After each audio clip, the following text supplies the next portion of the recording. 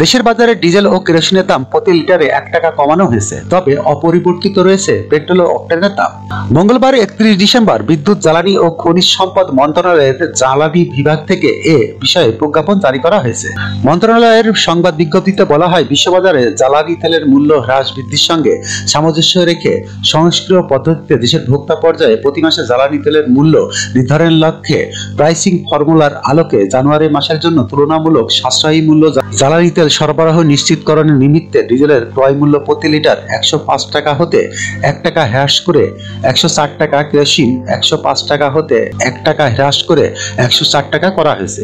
এছাড়া অক্টেন 125 টাকা, পেট্রোল 121 টাকায় অপরিবর্তিত রেখে পূর্ণ নির্ধারণ সমন্বয় করা হয়েছে।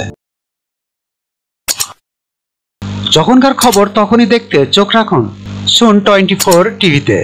চ্যানেলটি সাবস্ক্রাইব করুন।